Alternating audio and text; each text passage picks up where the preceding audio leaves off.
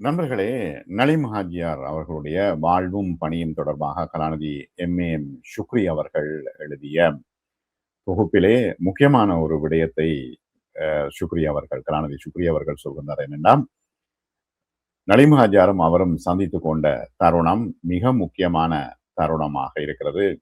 கல்வியும் செல்வமும் சந்தித்துக் கொண்ட தருணமாக அந்த தருணம் இருக்கிறது. மனித வாழ்வும் அதன் ஓட்டமும் என்றும் ஒரே நிலையில் இருப்பதில்லை. அது ஆங்காங்கு வளைந்தும் நெளிந்தும் ஓடும் ஓர் ஆற்றை போன்றது. அது அதன் ஓட்டத்தின் பாதையில் பல திருப்பு முனைகளை சந்திக்கிறது. நலீம் ஹாஜியாரின் வாழ்வு அவர் தனது 26வது வயதை எட்டிப்பிடித்த காலகட்டத்தில் அத்தகைய ஒரு திருப்பு முனையை சந்தித்தது. அவர் திருமணம் முடித்து 2 ஆண்டுகள் தான் கழிந்திருந்தன. அது ஒரு சாதாரண திருப்பு முனை அல்ல. அது அவரது வாழ்க்கையின் போக்கையே திசை திருப்பிவிட்டது. அதில் இருந்துதான் நலீம் எனும் தனிமனித வாழ்வின் நீரோட்டம் சமூகம் என்ற சமுத்திரத்தோடு சங்கமிக்க ஆரம்பிக்கிறது. மனித வாழ்வில் இத்தகைய திருப்பங்கள் ஏற்பட சில நிகழ்ச்சிகள் காரணமாக அமைவதுண்டு. ஆனால் நலீமை பொறுத்தளவில் சில நினைவுகள் காரணமாக அமைந்தன. மாணிக்க வியாபார துறையில் மிகச் சாதாரண சாமானியராக தனது சிறு வியாபார முயற்சிகளை ஆரம்பித்த அவர் அத்துறையில் படிப்படியாக வளர்ச்சி கண்டார்.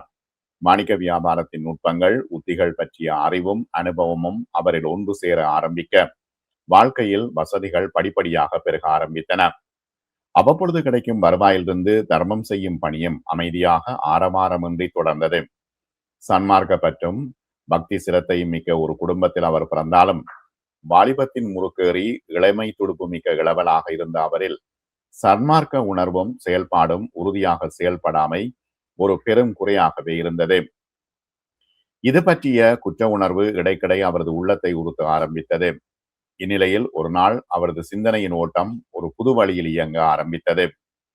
இந்த திருப்புமுனை பற்றிய நினைவோட்டத்தை இரண்டாவது ஆளாக இருந்து விளக்குவதை விட நலீம் ஹாஜியார் வாயிலாகவே கேட்போம். எனது மாணிக்க வியாபாரம் எகிலியகுடையை மையமாக வைத்து தொடர்ந்தது. ஒரு நாள் அங்குள்ள எனது மாமனார் வாஹித் ஹாஜியாரின் கடையில் அமர்ந்திருந்தேன். அமைதியான சந்தடியற்ற அந்த சூழலில் திடீரென என்னையே அறியாமல் ஏதோ ஒரு உணர்வினால் இயக்கப்பட்டு என்னை பற்றி சிந்திக்கலானேன். நான் இப்படியே உழைக்கும் இயந்திரமாக இயங்கிக் கொண்டிருப்பதா? எனது வாழ்வு இப்படியே இன்பங்களிலும் கேளிக்கைகளிலும் கழிந்து பயனற்றதாக பொருளற்றதாக அப்படியே மண்ணோடு மண்ணாக மறைவதா? நான் பயனுள்ள ஓர் எதிர்காலத்தை அமைத்துக் கொள்ளக் கூடாதா? வாழ்க்கையில் நான் ஓர் உண்மையான மனிதனாக மாறக்கூடாதா? இப்படியாக பல எண்ணங்கள், வினாக்கள் ஓர் அர்த்தமுள்ள விடையை வேண்டி எனது உள்ளத்தில் ஒன்றன் பின் ஒன்றாக அலையா எழுந்தன. அப்போது என் உள்ளத்தில் ஒரு நெஞ்சுரமும் வைராக்கியமும் பிறந்தது. எனது வாழ்வுக்கு ஒரு பொருளையும் கருத்தையும் வழங்க தீர்மானித்தேன். இதற்கு ஒரே வழி, இன்ஷா அல்லாஹ் புனித ஹஜ் கடமையை நிறைவேற்ற மக்கா சென்று ஒரு புது மனிதனாக திரும்புவது என்ற உறுதியை மேற்கொண்டு புனித ஹஜ் பயணத்தினை மேற்கொள்ள ஆயத்தமானேன். அந்த ஹஜ் எனது வாழ்வில் ஒரு பெரும் திருப்பத்தை ஏற்படுத்தியது. இவை அனைத்தும் அவரது உணர்வுகள், உயிரோட்டமும் உணர்வும் மிக்க வார்த்தைகள். அந்த வார்த்தைகளை இந்நூலை எழுதும் நான், அதாவது ஷுக்ரி அவர்கள் சொல்கிறார்கள், எழுத்தோவியமாக படைத்து உணர்ச்சி சித்திரங்களாக ஆக்கியுள்ளேன், அவ்வளவுதான். நம்பிக்கையாளர்களுக்கு அவர்களது உள்ளங்கள் அல்லாவின் நினைவினால் உருகுவதற்கும் அவன் இறக்கி வைத்த சத்தியத்தின் முன் பணிவதற்கும் நேரம் இன்னும் வரவில்லையா என சூரா அல் ஹதீதின் 14வது திருவசனத்தில் அல்லாஹ் விடுக்கும் வினாவுக்கான விடையாக அவரது வாழ்வின் இந்த திருப்பு முனை அமைந்தது. அவரது உள்ளம் அல்லாவின் நினைவினால் உருகியது. சத்தியத்தின் முன் அவர் பணியும் நேரம் வந்துவிட்டது. அவரது வாழ்வின் இந்த திருப்பு முனையை அவர் என்னிடம் ஒரு நாள் விளக்கிய பொழுது அவரது கண்களில் வழிந்தோடிய கண்ணீர் இஸ்லாமிய வரலாற்றில் புகழ்பூத்த ஆத்ம ஞானிகளுள் ஒருவரான ஃபுலைல் இப்னு இயால் ரலியல்லாஹு அன்ஹு அவர்களின் வாழ்வில் ஏற்பட்ட ஒரு திருப்பு முனையை எனது மனக்கண் முன் கொண்டு வந்து நிறுத்தியது என்று கலாநிதி ஷுக்ரி அவர்கள் சொல்கின்றார்கள். ஃபுலைல் இப்னு இயால் மிக பிரபல்யமான கொள்ளைக்காரனாக விளங்கினார். அடம்பிடிக்கும் குழந்தைகளை அமைதிப்படுத்த விரும்பும் பெற்றோர் அதோ பயங்கர கொள்ளைக்காரன் ஃபுலைல் வருகிறார் என கூறி பயங்காட்டுவர். அந்த அளவுக்கு பெயர் பெற்ற வழிப்பறி திருடராக அவர் விளங்கினார். ஒரு நாள் இரவு வீட்டின் கூரையை பிரித்து அந்த வீட்டில் கொள்ளையடிப்பதற்காக அவர் இறங்க ஆயத்தமாகும் வேளையில் அந்த வீட்டின் பெண்மணி பக்தியும் உணர்ச்சியும் மிக்க அழகிய குரலில் குரானை ஓதுவதை செவியுற்றார். நம்பிக்கையாளர்களுக்கு அவர்களின் உள்ளங்கள் அல்லாவின் நினைவினால் உருகுவதற்கும் அவன் இறக்கி வைத்த சத்தியத்தின் முன் பணிவதற்கும் நேரம் இன்னும் வரவில்லையா? அல் ஹதீத் 16வது வசனம். அந்த பெண்மணி உணர்ச்சி ததும்ப ஓதிய குரானின் இந்த திருவசனங்கள் புலையிலை அப்படியே ஆட்டி அசைத்து விட்டது. அவரது உள்ளத்தில் ஈட்டியாக பாய்ந்து துளைத்து அவரது மனச்சாட்சியை தொட்டது. ஒரு பேரொளி சுடராக இதயத்தின் மூலை முடுக்குகளில் எல்லாம் வியாபித்து பரவிய பாவ கரை போக்கி பரிசுத்தப்படுத்தியது.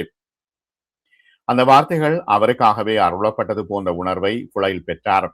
உடனே அல்லாவின் பால் பாவ மன்னிப்பு தேடி இறை பாதையில் பயணம் செய்து இறைநேச செல்வர்களுள் ஒருவராக புகழ்பூத்த ஆத்மஞானி புலைல் இப்னு இயால் ரலியல்லாஹு அன்ஹு அவர்களாக மாற்றமடைகின்றார். அல்லாஹ் மக்களின் வாழ்வில் எத்தகைய மாற்றங்களை தோற்றுவிக்கின்றான். புனித ஹஜ்ஜ கடமையை நிறைவேற்றி தான் ஒரு புது மனிதனாக மாறுதல் வேண்டும் என்ற உறுதியை மேற்கொண்ட நலிமின் உள்ளம் பொறுமை இழந்தது. அவரது உள்ளத்தில் தோன்றிய இந்த ஆவலை மிக அவசரமாக பூர்த்தி செய்யும் பணியில் உடனே ஈடுபட அவரது உள்ளம் துடித்தது. இந்த நற்பணியில் ஒரு கணமேனும் தாமதிக்க அவர் விரும்பவில்லை. உடனே அவர் எகிலிய கொடையில் இருந்து சீனன் கோட்டைக்கு திரும்பினார். அவரது முடிவை தாயிடம் தெரிவித்தார். இத்தகைய ஒரு மாற்றத்தை தனது மகனின் வாழ்வில் மிக ஆவலோடு எதிர்பார்த்திருந்த தாயின் உள்ளம் மகிழ்ச்சியும் பூரிப்பும் அடைந்தது. ஆனால் தாயார் அவருக்கு ஒரு அன்பு கட்டளை பிறப்பித்தார். அவரது மாமனாரின் மகளை திருமணம் முடித்து கொடுத்த பின்னரே அவர் ஹஜ்ஜுக்கு புறப்படல் வேண்டும் என்பதே அந்த அன்பு கட்டளையாகும். அன்பு தாயின் அந்த கட்டளையை நிறைவேற்றிய பின்னர் ஒரு கடமையை முடித்த களிப்பில் அந்த இறை கடமைக்காக புறப்பட்டார். ஹஜ்ஜுக்கு வருமாறு நீர் மனிதர்களுக்கு அழைப்பு விடுப்பீராக. அவர்கள் கால்நடையாகவும் இளைத்த ஒட்டகங்கள் மீதும் வெகு தொலை தூரத்தில் இருந்தும் வருவார்கள். அல்-ஹஜ் 27வது வசனம். அந்த அழைப்பை ஏற்று அவரும் புறப்பட்டார். 5000 ஆண்டுகளாக சங்கிலி தொடர் போன்று தொடர்ந்து வரும் அந்த ஆன்மீக பயணத்தில் அவரும் ஒரு பயணியானார். உலகில் இறைவணக்கத்திற்காக முதலில் கட்டியெழுப்பப்பட்ட தௌஹீதின் பெருநெறியின் சங்கீதமாக விளங்கும் புனித கஅபத்துல்லாவை சுற்றி சுழலும் அந்த ஜன சமுத்திரத்தோடு அவரும் சங்கமிக்கும் சந்தர்ப்பம் வந்துவிட்டது. புனித ஹஜ் ஒவ்வொரு விசுவாசியை பொறுத்த அளவிலும் மகத்தான அனுபவமாகும். ஆனால் நலிமாஜரை பொறுத்தவரையில் அது ஒரு மகத்தான அனுபவமாக மட்டுமன்றி அவரது வாழ்வில் மாபெரும் திருப்பு முனையாகவும் அமைந்தது. அவர் ஹஜ் கடமையை நிறைவேற்றிய 1960ஆம் ஆண்டு காலநிலை சுவாத்தியத்தை பொறுத்தளவில் அரபு தீபகற்பத்தில் மிக உஷ்ணமும் வெப்பமுமாக உள்ள ஜூலை மாதத்திலேயே ஹஜ் கடமை வந்தது. அன்று மக்காவில் இப்பொழுது காணப்படுவது போன்று குளிர்சாதன வசதிகளோ ஏனைய சௌகரியங்களோ காணப்படவில்லை. மிக கடுமையான உஷ்ண காலமாக அது அமைந்தது. உஷ்ணத்தையும் தாங்க முடியாத வெப்பத்தையும் தணிப்பதற்கு மின்சார விசிறியை இயக்கினால் அதுவும் நெருப்பு காற்றியை சுமந்து வந்தது. இந்த பாதகமான சுவாத்திய நிலை நலிம் ஹஜாரின் உடல்நிலையை மிகவும் பாதித்தது. அவர் மக்காவில் நோய்வாய்ப்பட்டார். ஹஜ்ஜில் தான் எதிர்கொண்ட இந்த சிரமங்கள், கடும் உஷ்ணத்தினால் உடலில் ஏற்பட்ட வெப்பம் அனைத்தும் தனது பாவங்களை சுட்டரிப்பது போன்ற உணர்வு அவருக்கு ஏற்பட்டது. புனித அரபாவில் ஒவ்வொரு விசுவாசியும் பெரும் பாவக்கரைகள் நீக்கப்பட்டு உள பரிசுத்தமடையும் மகத்தான ஆத்மீக அனுபவத்தை நிச்சயம் அவரும் பெற்றிருத்தல் வேண்டும். அந்த ஆண்டு அவர் நிறைவேற்றிய முதல் ஹஜ் பல வழிகளிலும் பயனுடைய அனுபவமாக அவருக்கு அமைந்தது. அவருடன் ஹஜ்ஜை நிறைவேற்றச் சென்ற குழுவில் அப்பொழுது கொழும்பில் இருந்த காயல் பட்டணத்தைச் சேர்ந்த அபுல் ஹசன் ஆலிம் அவர்களும் இருந்தார். அபுல் ஹசன் ஆலிமின் தொடர்பும் பரிச்சயமும் அவருக்கு ஏற்கனவே கிடைத்திருந்தது. ஆத்மீக உணர்வு மிக்க அந்த புனித சூழலில் அபுல் ஹசன் ஆலிமின் சன்மார்க்க உரையாடல்கள் அவரது உள்ளத்தில் பெரும் தாக்கத்தை ஏற்படுத்தின. அதனால் அவர் அளப்பரிய பயனடைந்ததை நன்றியுடன் அடிக்கடி நினைவு கூர்வார். அவரது முதல் ஹஜ்ஜில் ஏற்பட்ட அனுபவம் அவரது ஆளுமையில் பெரும் தாக்கத்தை ஏற்படுத்தியது. அல்லாவின் புனித ஆலயத்தோடு அன்று அவருக்கு ஏற்பட்ட ஆழமான பற்றும் இறுக்கமான இணைப்பும் பாசமும் பற்றுதலுமே பிற்காலத்தில் ஆண்டுதோறும் புனித கௌபாவை தரிசித்து அமைதி பெறும் தூண்டுதலையும் வேட்கையையும் அவரில் ஏற்படுத்தியது. புனித ஹஜ் கடமையை நிறைவேற்றி ஒரு புது மனிதனாக புது பயணத்தை ஆரம்பிக்கும் மன உறுதியுடன் அவர் இலங்கை திரும்பினார். அன்று முதல் நலிம் ஹாஜியார் என்ற பெயருடன் பிரபல்யமாகிய அவரது வாழ்வில் உண்மையில் ஒரு திருப்பு முனை தோன்றியது. அவரது வியாபார முயற்சிகள் மிக தீவிரமான விருத்தியையும் வளர்ச்சியையும் கண்டன. இந்த காலப்பிரிவில் இலங்கையில் மாணிக்கக்கல் வியாபார துறையில் வேறுவலை மிகச்சிறப்பிடம் பெற்றது. மாணிக்க வியாபார துறையில் வரலாற்று பெருமை மிக்க இடமாக மிக ஆரம்ப காலம் தொட்டே கணிக்கப்பட்டு வந்துள்ள இந்த ஊர் இந்த காலப்பிரிவில் மாணிக்க வியாபாரத்தின் மத்திய தளமாக மாறியது. இலங்கையில் எந்த ஒரு பகுதியிலாவது பெருமதியான ஒரு மாணிக்கக்கல் கிடைத்தால் அது பேருவளையை வந்தடைந்தது. அதுபோன்றே இலங்கையில் எந்த ஒரு பகுதியிலாவது ஒரு பெறுமதியான மாணிக்கக்கல் எவருக்காவது கிடைக்க பெற்றால் அவர் முதலில் நலீம் ஹாஜியாரை பற்றியே சிந்தித்தார். பேருவளை எனில் மாணிக்கக்கல் எனில் நலீம் ஹாஜியார் அந்த நிலை தோன்றியது. மாணிக்கக்கல் வியாபாரத்தில் ஒரு முடிசூடா மன்னராக அந்த காலப்பிரிவில் நலீம் ஹாஜியார் திகழ்ந்தார். இயற்கையிலேயே விரிந்த விசாலமான உள்ளமும் பரந்த மனப்பான்மையும் எல்லோரும் வாழ வேண்டும் என்ற தாராள மனப்பான்மையும் அவரில் காணப்பட்டது. இந்த உயர் பண்புகள் ஹஜ்ஜின் ஆத்மீக உணர்வுகளினால் புடம்போடப்பட்ட நிலையில் அவற்றின் வெளிப்பாட்டுக்கு பேருவளையில் சமூக சூழல் அவருக்கு களம் அமைத்து கொடுத்தது. இந்த காலப்பிரிவில் பேருவளையில் மாணிக்கக்கல் வியாபார துறையில் அவர் ஒரு பெரும் சமூக புரட்சியை தோற்றுவித்தார். இக்காலகட்டத்தில் சீனன்கோட்டையை பொறுத்தளவில் ஏறக்குறைய எல்லோருமே மாணிக்க வியாபாரத்தில் ஈடுபட்டாலும் உண்மையில் இந்த வியாபாரம் என்பது ஒரு சிலரின் ஏகபோக உரிமையாக இருந்தது. இந்த வணிகத்தின் முழு பயணம் ஒரு சிலரையே சென்றடைய இந்த வணிகத்தில் ஈடுபட்ட பெரும்பாலானோர் மிக அற்பமான லாபத்தை பெற்றார்கள். இந்த சமூக அநீதியை கண்டு மனமெதுமிய நலீம் ஹாஜியார் மாணிக்க வியாபாரத்தில் இந்த ஒரு சிலரின் ஏகபோக உரிமையை முறியடித்து அதன் பலனை அனைவரும் அனுபவிக்கும் வகையில் அந்த வணிகத்தை பரவலாக்கும் முயற்சியில் ஈடுபட்டார். இளமையும் துடிப்புமிக்க இளைஞர்களை மாணிக்க வியாபாரத்தில் ஈடுபடும்படி உற்சாகமூட்டி ஆர்வப்படுத்தியதோடு அவர்களின் மாணிக்க கற்களுக்கு மிக நியாயமான விலை கொடுத்து வாங்கி அவர்கள் இந்த துறையில் உற்சாகத்துடனும் முன்னேற ஒரு உந்துதல் சக்தியாக விளங்கினார். மாணிக்க வியாபாரத்தில் நஷ்டத்தை எதிர்நோக்கும் போதெல்லாம் அவர்களுக்கு கை கொடுத்து காப்பாற்றி துணை நின்றார். அவரது இந்த காத்திரமான முயற்சிகள் காரணமாக மாணிக்கக்கல் வியாபாரத்தின் ஏகபோக உரிமை ஒழிக்கப்பட்டு அது பேருவளை மக்கள் அனைவரும் பயனடையும் ஒரு வணிகமாக மாற்றமடைந்தது. தனது பிறந்தகத்தின் சகோதர முஸ்லிம்களுக்கு இந்த துறையில் தான் செய்த ஒரு பெரும் சேவையாகவும் பங்களிப்பாகவும் அவர் இதனை கருதுகிறார். வாழ்வின் எல்லா நிலைகளிலும் அவரது உள்ளத்தின் ஒரு அடிப்படை பண்பு மாறாமல் என்றும் நிலையாக அவரது ஆளுமையின் பிரிக்க முடியாத ஓர் அங்கமாக இணைந்திருந்தது. அதாவது தனது செல்வத்தை பிறருக்கு ஈந்து வாழ்வதில் அவர் அடையும் மகிழ்வும் நிம்மதியும் நிறைவுமாகும். வாழ்க்கையின் வசதிகள் பெருக பெருக அவரின் ஆளுமையின் இந்த சிறப்பியல்பும் வளர்ச்சியை கண்டது. புனித ஹஜ்ஜின் பின்னர் அவரது வணிகம் சிறப்புற வளர்ச்சி அடைந்து வாழ்க்கையின் வசதிகள் பெருகிய நிலையில் அவரது கொடைத்தன்மையும் தாராள உணர்வும் பெருந்தன்மையும் மேலும் சிறப்பாக வளர்ச்சி அடைய ஆரம்பித்தது. வறுமையின் கோரப்படியில் தான் கழித்த கடந்த கால வாழ்வின் அனுபவங்கள் அவரது உள்ளத்தில் வடுவாக அப்படியே பதிந்திருந்தன. ஏழ்மையின் கொடுமை காரணமாகவும் வாழ்க்கையின் அடிப்படை வசதிகளற்ற நிலையிலும் தனது கல்வியை தொடர முடியாது 5ஆம் வகுப்போடு தனது கல்விக்கு முற்றுப்புள்ளி வைத்தமையும் அடிக்கடி மனத்திரையில் நிறுத்தி பார்க்கும் மனப்பண்பு கொண்ட அவர் வறுமை காரணமாக கல்வி பாக்கியத்தை இழந்து தவிக்கும் நூற்றுக்கணக்கான மாணவர்களின் நிலையை எண்ணி பார்த்தார். அவர்களது அறிவு கண்களை திறக்க ஏதாவது வகையில் ஒரு ஆக்கப்பூர்வமான பங்களிப்பை செய்தல் வேண்டும் என்ற எண்ணம் அவரது உள்ளத்தில் தோன்றியது. தனது வறுமை நிலை காரணமாக தனது ஒரே சகோதரிக்கு வாழ்வளிக்க போராடிய அந்த கடந்த கால நினைவுகள் அவரது மனத்திரையில் அடிக்கடி தோன்றும். அப்போதெல்லாம் வறுமையும் ஏழ்மையும் வசதியற்ற நிலையும் காரணமாக திருமண பாக்கியத்தை இழந்து தவிக்கும் நூற்றுக்கணக்கான பருவ பெண்களின் பரிதாப பார்வை அவரது உள்ளத்தில் தோன்றும். அத்தகைய பருவ பெண்களுக்கு வாழ்வளிப்பதற்கு ஏதாவது வகையில் உதவி செய்தல் வேண்டும் என்ற உணர்வு அவரது உள்ளத்தில் அப்பொழுது ஊற்றெடுக்கும். இந்த உணர்வுகளே அவரை அந்த காலகட்டத்தில் சமூக பணியில் காலெடுத்து வைக்க தூண்டியது.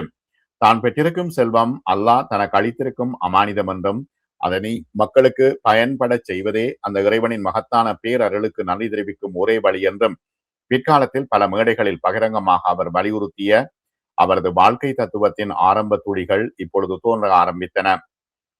தனது எதிர்கால பணியில் இனங்காணும் ஒரு முயற்சியில் அவர் இப்பொழுது ஈடுபட்டார். வறுமை காரணமாக கல்வியை தொடர வசதியற்றிருக்கும் மாணவர்களை இனங்கண்டு எவரும் அறியா வண்ணம் தனிப்பட்ட முறையில் அவர்களுக்கு உதவிகள் புரிய ஆரம்பித்ததுடன் ஏழை பெண்களுக்கு வாழ்வளிக்கும் முயற்சிகளிலும் ஈடுபட ஆரம்பித்தார். அல்லாவின் இல்லமான புனித மஸ்ஜிதுகளை நிறுவும் பணிக்கும் உதவிகள் நல்கும் முயற்சிகள் இந்த காலப்பிரிவில் மேற்கொள்ளப்பட்டன. நலீம் ஹாஜியார் அவர்களது இந்த பணியினால் எண்ணற்ற மாணவர்கள் கல்வி பாக்கியத்தை பெற்றார்கள். இந்த காலப்பிரிவில் அவரது உதவியால் கல்வியை தொடர்ந்த பலர் இன்று உயர்நிலையில் இருக்கிறார்கள். அவர்களில் பலர் எவருக்கும் தெரியாமல் தங்களுக்கு புரியப்பட்ட அவரது உதவிகளை இன்றும் நன்றியுணர்வோடு நினைவு கூர்கின்றனர். நூற்றுக்கணக்கான பெண்களின் அவரது பெருந்தன்மை காரணமாக மன வாழ்வில் நுழைந்தார்கள். இலங்கையில் எந்த ஒரு மூலையிலாவது மஸ்ஜிதுக்கான அத்திவாரம் நாட்டப்பட்டாலும் அதன் நிர்வாகிகள் அந்த மஸ்ஜிதை நிறுவும் பணியில் நலீம் ஹாஜியாரின் உதவியை எதிர்பார்த்தனர். அவரது இந்த பணியினால் இலங்கையின் பல பகுதிகளிலும் நூற்றுக்கணக்கான மஸ்ஜிதுகள், மதரசாக்கள் நிறுவப்பட்டன. நலீம் ஹாஜியார் அவர்களின் இந்த ஆரவாரமற்ற அமைதியான சன்மார்க்க சமூக பணிகள் முஸ்லிம் சமூகத்தில் நாடளாவிய ரீதியில் நடைபெற்றன. தனது வாழ்வில் ஒரு புது திருப்பத்தை ஏற்படுத்தி தன்னை ஒரு புது மனிதனாக மாற்றிய அந்த புனித ஹஜ்ஜின் நினைவலைகளை அவரது உள்ளத்தில் நிரந்தரமாக பதிந்திருந்தன. கருப்பு புடவையால் போர்த்தப்பட்டு கம்பீரமாக காட்சியளிக்கும் ஏகத்துவத்தின் சின்னமான அந்த கண்ணியமிக்க கௌபாவின் அன்பு பிணைப்பினை அவரால் துண்டித்துக் கொள்ள முடியவில்லை. ஆண்டுதோறும் அந்த புனித ஆலயம் அவரை அழைத்தது. எந்த நிலையிலும் ஆண்டுக்கு ஒரு முறை அந்த புனித ஆலயத்தை தரிசிக்க அவர் தவறவில்லை. புனித ஹஜ்ஜை ஆண்டுதோறும் நிறைவேற்றிய அவர் புனித ரமலானை இறையில்லமான கௌபத்துல்லாவின் ஆத்மீக உயிரோட்டம் நிறைந்த சூழலில் கழிக்கும் வழக்கத்தை மேற்கொண்டார். மனிதனின் பாவக்கரை போக்கும் புனித குரானின் நினைவுகளை சுமந்த அந்த மகத்துவமிக்க மாதத்தை மஸ்ஜிதுல் ஹராமின் சூழலில் கழிப்பதில் அவர் நிம்மதியும் நிறைவும் பெற்றார். புனித கௌபாவை தவாப் செய்த பின்னர் பாபுல் கௌபா எனும் கௌபாவின் கதவுக்கும் ஹஜருல் அஸ்வத்துக்கும் இடையிலான முல்தசமை அணுகி கௌபாவின் சுவர்களோடு தனது நெஞ்சை இணைத்து அதன் கருப்பு திரை சீலையை பிடித்து கண்ணீர் உருக பின்வருமாறு பிரார்த்திப்பதை அவர் வழக்கமாக கொண்டார். யா அல்லாஹ், நீ அனுமதித்துள்ள உனக்கு திருப்தியான வழிகளில் பொருள் தேடும் பாக்கியத்தை எனக்கு தந்தருள்வாயாக. அதே போன்று நான் தேடிய பொருளை உனது திருப்தியை பெறும் வகையில் பயன்படுத்தும் வாய்ப்பையும் தந்தருள்வாயாக. எத்துணை உயிரோட்டமான இலட்சியபூர்வமான பிரார்த்தனை. பிற்காலத்தில் அவருடன் பல உம்ராக்களை நிறைவேற்றும் வாய்ப்பு கிடைத்த கலாநிதி ஷுக்ரி அவர்கள் நெஞ்சுருக கேட்கும் இந்த பிரார்த்தனையை பல முறை நலீம் ஹாஜியாரிடமிருந்து செவி மடுத்திருக்கிறார். இந்த காலப்பிரிவில் நலீம் ஹாஜியாரின் பெயரும் புகழும் அவரது கொடை முயற்சிகள் காரணமாக நாடளாவிய ரீதியில் பிரபல்யம் பெற ஆரம்பித்தன. நாடெங்கிலும் அவரை நேரில் காணாத எண்ணற்றோர் காணப்பட்டார்கள். நிறைய பேர் பார்த்திருக்கிறார்கள். ஆனால் அவரை பற்றி கேள்விப்படாத நாடெங்கிலும் அவரை நேரில் காணாத எண்ணற்றோர் காணப்பட்டார்கள். நிறைய பேர் பார்க்கவில்லை. ஆனால் அவரை பற்றி கேள்விப்படாத எவரும் இருக்கவில்லை. அந்த அளவுக்கு அவரின் பெயர் முஸ்லிம்கள் வாழும் மூலை முடுக்குகளில் எல்லாம் பரவியிருந்தது. இத்தகைய காலகட்டத்திலேயே நலீம் ஹாஜியாருடன் எனது முதல் சந்திப்பு நிகழ்ந்தது என்று ஷுக்ரி அவர்கள் சொல்கின்றார்கள். நானும் அவரது சேவைகள், பணிகள் பற்றி நிறைய கேள்விப்பட்டிருந்தேன். ஆனால் அவரை நேரடியாக காணும் வாய்ப்பு எனக்கு கிடைக்கவில்லை.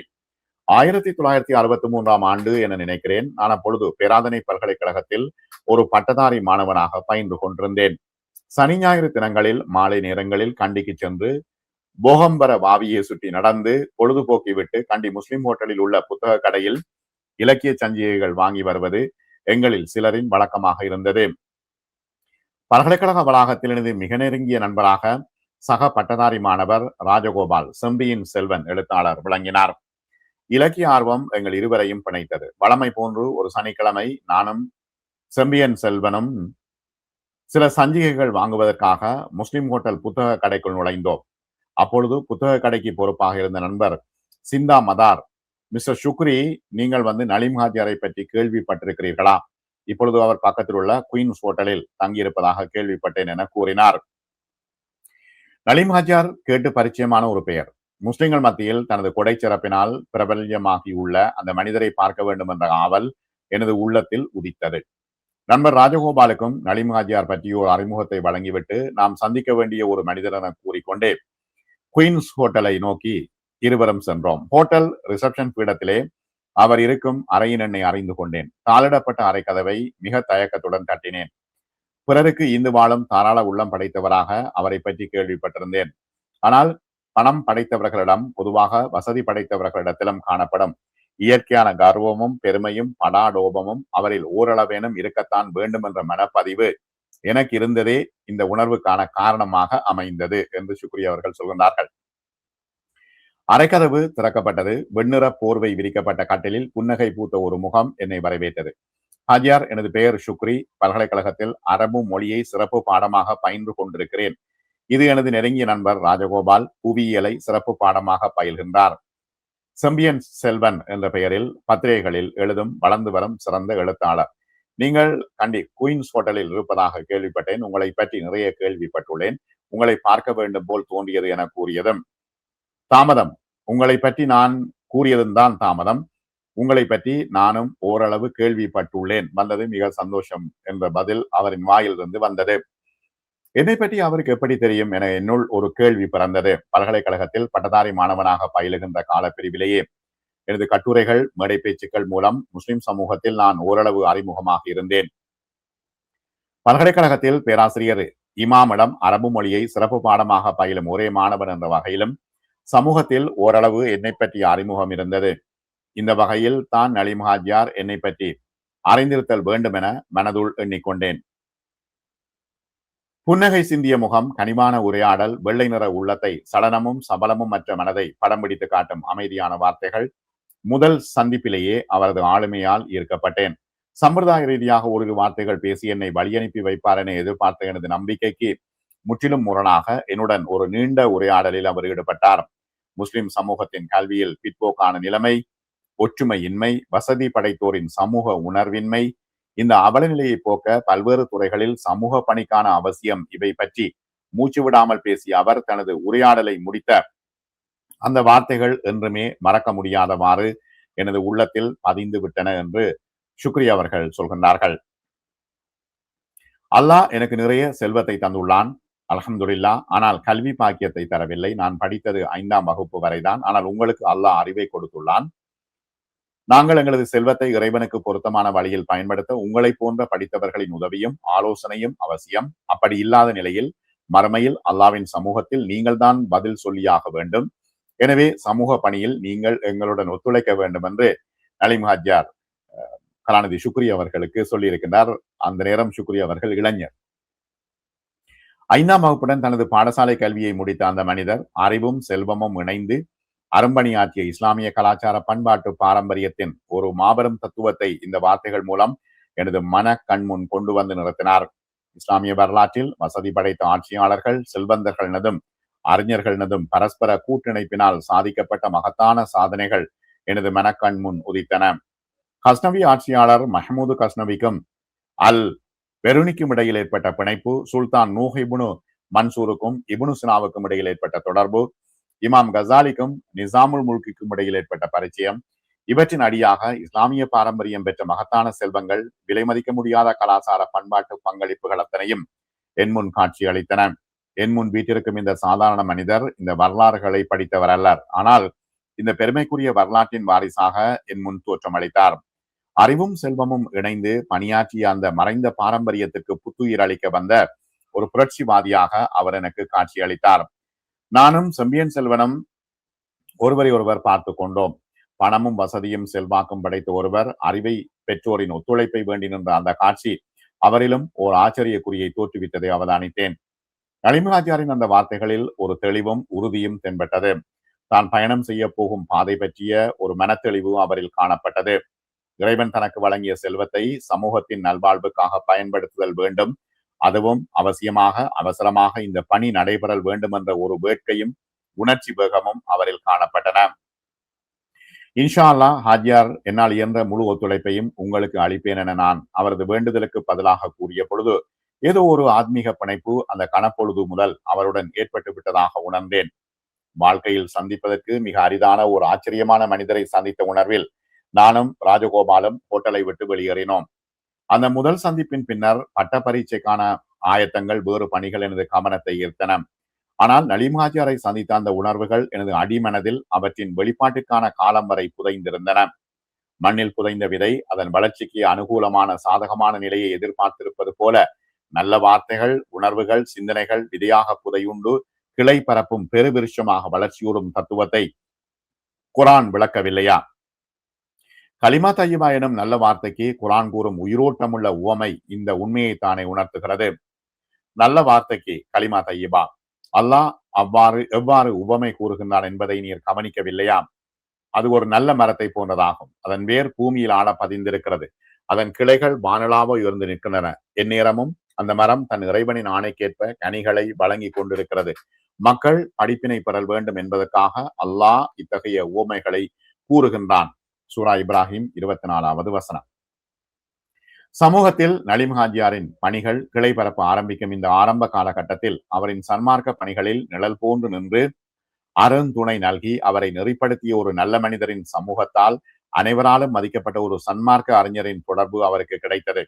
முஸ்லிம் சமூகத்தின் மிக புகழ்பெற்று விளங்கி இஸ்லாமிய தாவா பணியிலே அரும் பணி புரிந்து அண்மையில் மறைந்த அல்ஹாஜே மசூத் ஆலிமுக்கும், அண்மையில் என்று இது அந்த காலத்தில் எழுதியிருக்கிறார், மசூத் ஆலிமுக்கும் நலீம் ஹாஜியாருக்கும் இடையில் இந்த காலப்பிரிவில் நெருங்கிய தொடர்பு ஏற்பட்டது.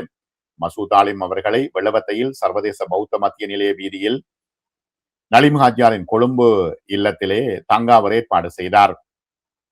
இத்தகைய ஒரு மார்க்க அறிஞரின் தொடர்பு தனக்கு இருத்தல் வேண்டும் என்பதே இதன் நோக்கமாகும். மசூத் ஆலிமின் அறிவு, இறைபக்தி, உயர் பண்புகள் நலீம் ஹாஜியாரை மிகவும் கவர்ந்திருந்தன. அவர் மீது ஹாஜியார் மிகவும் அன்பும் மதிப்பும் வைத்திருந்தார். மசூத் ஆலிமின் இந்த தொடர்பும் நட்புறவும் அவருக்கு பல வழிகளிலும் பயனுள்ளதாக அமைந்தது. சன்மார்க்கம் தொடர்பான பல விடயங்களை அவர் மூலம் கற்று மிக பயனடைந்ததுடன் அவரது சமூக பணிகள் சம்பந்தமாக பல பயனுள்ள ஆலோசனைகளையும் அவர் பெற்றுக்கொண்டார். தான் ஆண்டுதோறும் புனித ஹஜ்ஜு கடமையை நிறைவேற்ற செல்லும் போதெல்லாம் அவரையும் அழைத்து சென்றார். மசூத் ஆலிம் உலமாக்களுக்கு புத்திஜீவிகள் வரிசையில் வைத்து கணிக்கப்படத்தக்க ஒருவர்.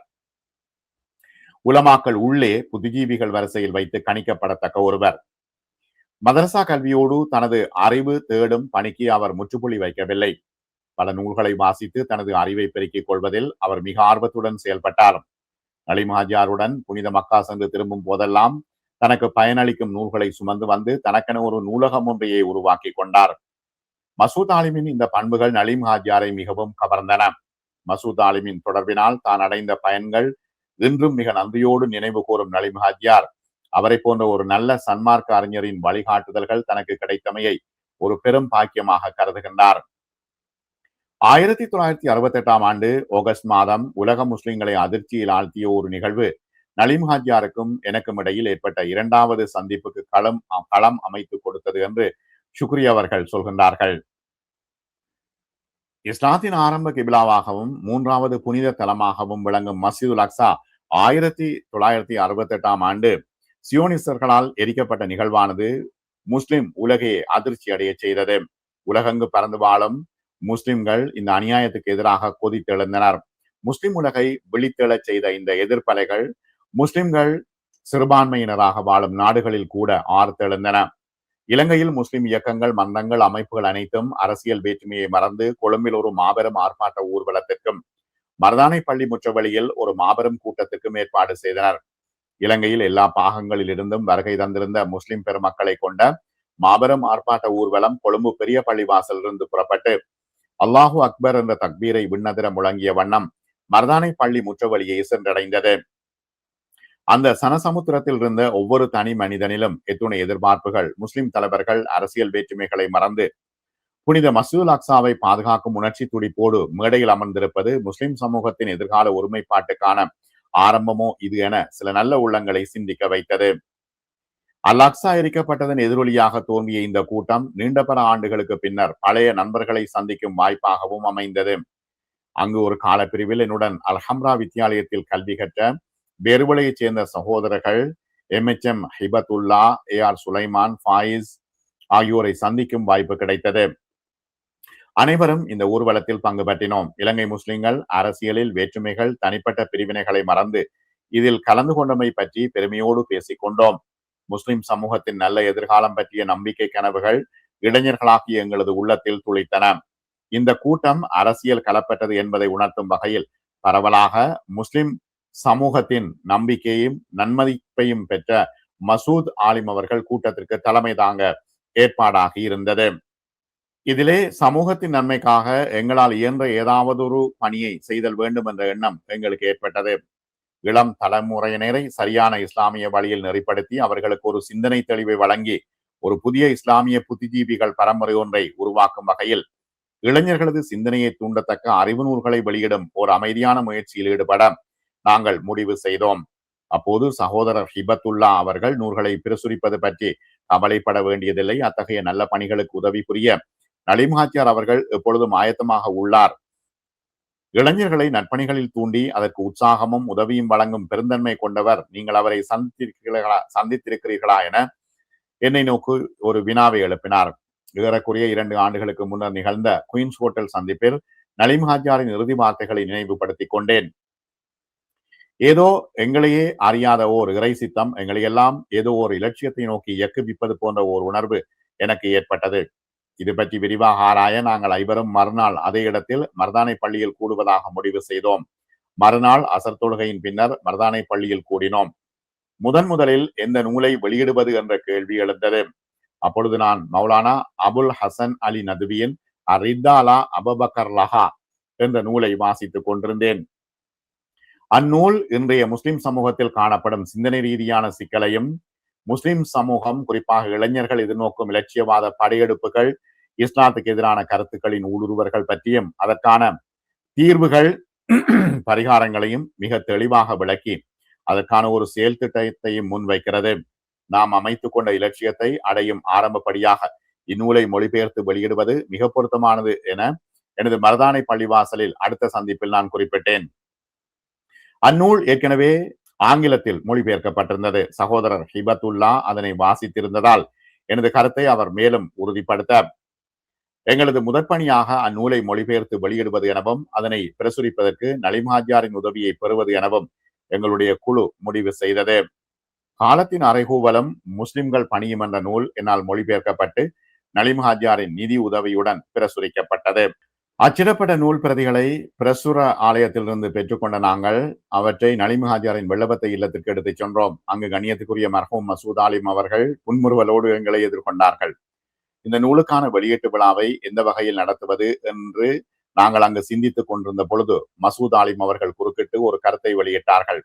இதற்கு எந்த ஒரு வெளியீட்டு விழாவும் அவசியமில்லை. நீங்கள் எல்லோரும் முழு செய்து கொண்டு வாருங்கள். நாங்கள் எல்லோரும் 2 ரக்காத்துகள் தொழுது அல்லாவிடம் எங்களது இந்த முயற்சியை அங்கீகரித்து அருள் புரியும்படி பிரார்த்திப்போம். இதுவே எங்களது வெளியீட்டு விழாவாக அமையட்டும் என்றார்கள். அவர்களது இந்த கருத்து மிக பொருத்தமானதாக எங்களுக்கு தென்பட்டது. ஆரவாரமான வெளிப்பகட்டான விழாவை விட அமைதியாக அல்லாவை தொழுது பிரார்த்தித்து இந்த நூலை வெளியிட்டு வைப்பது மிகச் சிறந்தது என்ற முடிவோடு நாங்கள் தொழுகைக்காக ஆயத்தமானோம். மசூத் ஆலிம் அவர்கள் தொழுகையின் பின்னர் நீண்ட ஒரு துவாவை ஓதினார்கள். இதனை அல்லாவின் அருள் பெற்ற ஒரு முயற்சியாகவும் பயனுள்ள ஒரு பணியாகவும் ஆக்கும்படி மனமுருக பிரார்த்தித்தார்கள். உங்கள் இறைவன் கூறுகிறான், நான் உங்களுடைய பிரார்த்தனைக்கு பதிலளிப்பேன். மூமின் 60வது வசனம். உம்மிடம் எனது அடியார்கள் என்னை பற்றி கேட்டால் அதற்கு நீர் கூறும், நான் மிக சமீபமாகவே இருக்கிறேன். அவரும் என்னை அழைத்தால் இவ்வழைப்போனின் அழைப்புக்கு நான் விடை அளிப்பேன். ஆதலால் அவர்கள் என்னிடமே பிரார்த்தனை செய்யவும். சூரா பக்கரா 186வது வசனம். சமுதாயத்தின் அவலநிலை பற்றிய கவலை உணர்வோடும் இதய சுத்தியோடும் அமைந்த அந்த பிரார்த்தனையின் பின்னணியில் இந்த நூலின் முதல் பிரதி நலிம்ஹாஜியாரிடம் அளிக்கப்பட்டது. இது அல்லாவின் அங்கீகரிப்பையும் அருளையும் பெற்றிருந்ததை அதனை தொடர்ந்து சங்கிலி தொடர் போன்று நிகழ்ந்த நிகழ்வுகள் எமக்கு உறுதியாக உணர்த்தின. முஸ்லிம் சமூகமானது இஸ்லாமிய கொள்கை நெறியினதும் கோட்பாட்டினதும் அடிப்படையில் சிந்திக்கும் ஆற்றல் படைத்த சன்மார்க்க கல்வியையும் நவீன கல்வியையும் ஒரே நேரத்தில் பெற்ற இஸ்லாமிய அறிஞர் பரம்பரை ஒன்றில் வழிகாட்டலையும் தலைமைத்துவத்தையும் வேண்டி நிற்கிறது எனவும், இத்தகைய இஸ்லாமிய புத்திஜீவிகளை உருவாக்கும் வகையில் கலா நிலையங்கள் அமைக்கப்படல் வேண்டும் என்ற கருத்தையும், மேற்கத்திய சிந்தனையின் தாக்கத்திலிருந்து முஸ்லிம் இளைஞர்களை பாதுகாக்கும் வகையில் அவர்களுக்கு இஸ்லாமிய கருத்துக்களின் மாண்பினை எடுத்துரைக்கும் வகையில் நூல்கள் வெளியிடும் முயற்சிகள் மேற்கொள்ளப்பட வேண்டும் என்ற கருத்தையும் மௌலானா நத்வி அவர்கள் இந்த நூலில் வலியுறுத்துகிறார்கள். ஒரு முஸ்லிமை பொறுத்தவரையில் வாழ்க்கையில் எதுவும் திடீரென சந்தர்ப்ப வசத்தால் நிகழ்வதில்லை. அனைத்தும் இந்த பிரபஞ்சத்தை படைத்து பரிபாலித்து அதனை இயக்குவித்து நெறிப்படுத்தும் அல்லாவின் திட்டத்தின் அடிப்படையிலேயே நடைபெறுகின்றன. இந்த கருத்தை அல் அக்ஸா மஸ்ஜித் எரிக்கப்பட்ட நிகழ்வும் நலிம்ஹாஜியார் அவர்களின் உதவியால் நடைபெற்ற நூல் வெளியிடும் எங்களுக்கு என்றும் உணர்த்தி நிற்கின்றன. வானத்திலிருந்து பூமி வரையுள்ள ஒவ்வொரு காரியத்தையும் அவனே ஒழுங்குபடுத்துகிறான். அவன் அறியாமல் யாதோர் இலையும் உதிர்வதில்லை. பூமியின் ஆழத்தில் அடர்ந்த இருளில் புதைந்து கிடக்கும் கடுகு போன்ற சிறிய வித்தும் பசுமையானதும் உலர்ந்ததும் அவனுடைய தெளிவான பதிவு புத்தகத்தில் இல்லாமல் இல்லை. அசஜிதா 5வது வசனம். கலாநிதி ஷுக்ரி அவர்கள் நலிம்ஹாஜியாரை சந்தித்தது, அதற்கு பிறகான நூல் வெளியீட்டு பணிகள், கல்வி பணிகள், அதனை தொடர்ந்து ஜாமியா நலிமியா உருவாகியது என்று இந்த வரலாறு தொடர்கிறது. நண்பர்களே, அஸ்ஸலாமு அலைக்கும் வரஹ்மத்துல்லாஹி வபரகாத்துஹு.